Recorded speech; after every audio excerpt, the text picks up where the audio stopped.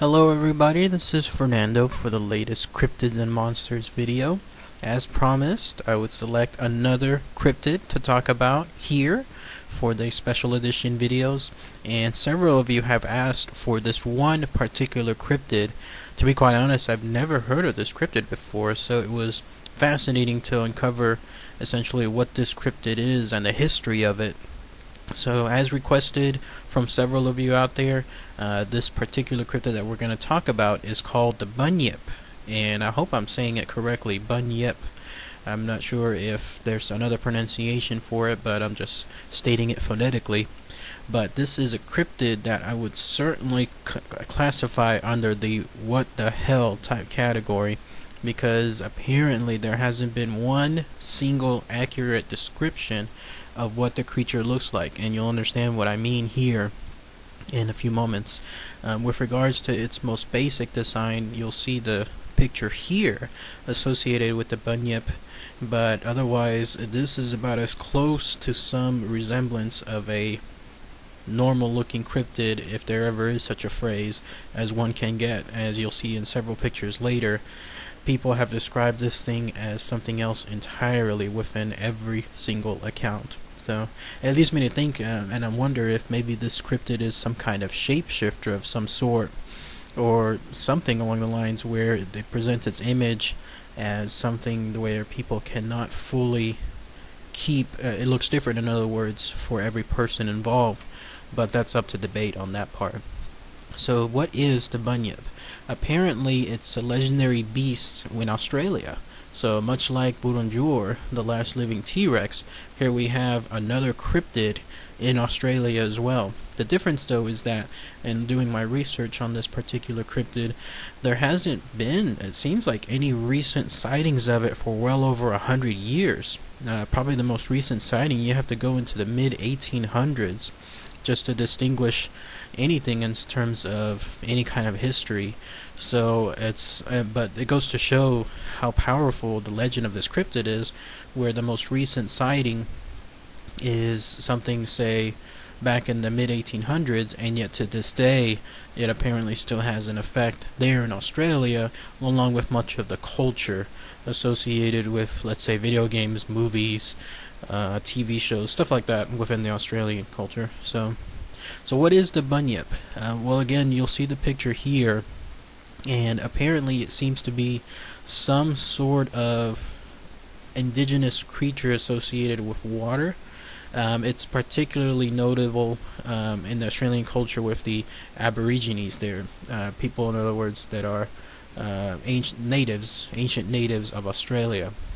And the idea is this is a creature that lurks in the swamps, in the riverbeds, in the water holes near and around Australia itself. And this is a creature that apparently the most accurate account is it is 11 paces long with 5 paces wide. A pace is essentially a foot, so an actual foot from a human. So if you measure that against a conventional average of, say, 1 foot equals 12 inches, so if it's 11 paces long, then you're looking at about 11 feet long with regards to its length, and about 5 feet wide. Quite large, this thing. So this is definitely something that would instantly attract attention. So the legend of the Bunyip goes that it is a creature that seems to stalk the night. This is a creature that enjoys preying upon certain folks. It preys on women, it preys on children. The Aborigines there state that any time that they hear its particular bellow, which is a very, very loud cry of some sort, they stay well away from any water, because this seems to be like some kind of cry stating that this creature is coming out to hunt. And whenever that happens, everybody that's there knows to stay away. So you'll see another picture here with regards to the cryptid, and you'll notice that in this case, now it seems to have webbed feet of some sort, along with saber-tooth-like mandibles. And otherwise it still has the characteristic fur surrounding it as well. So with regards to this creature, I mean, here you see another interpretation of it. And yet, in another picture here, this is by far the weirdest complexion that I could think of.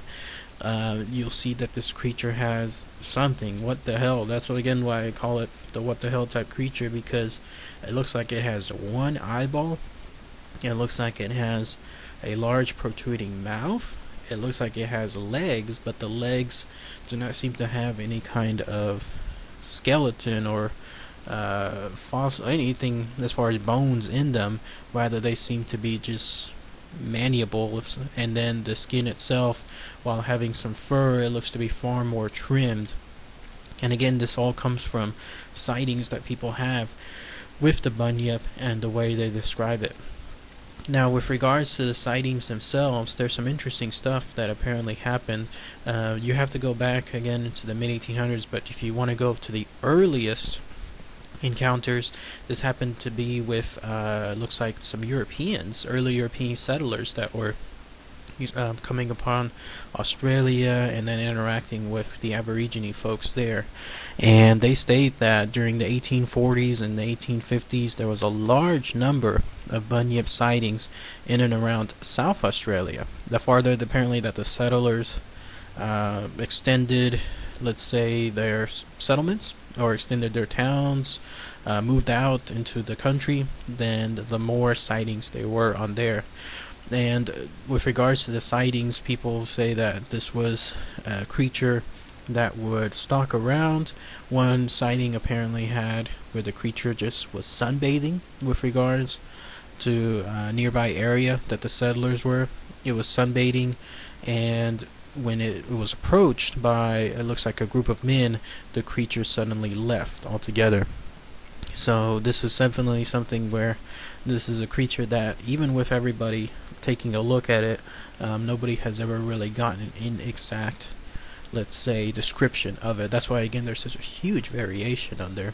As the sighting goes with regards to the creature sunning itself, and this was printed it looks like in the Australian newspaper, it stated that a bunyip or an immense platypus, so it did leave that possibility that this might have been a regular creature rather than a cryptid, was sighted sunning himself on the placid bosom of the Yarra.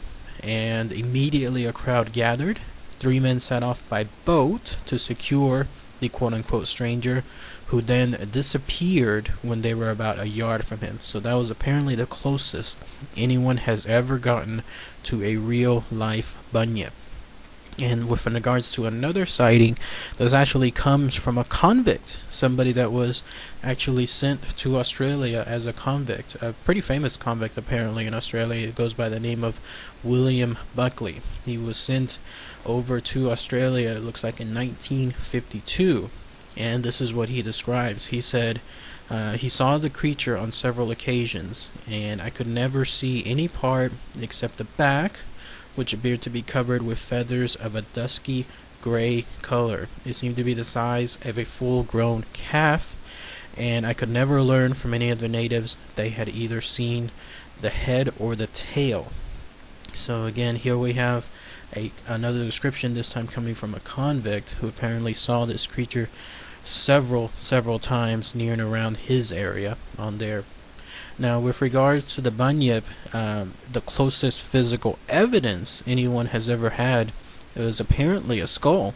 Some kind of skull was found. You have to go to, let's say, 1846, and there was a skull found near South Wales, there in Australia.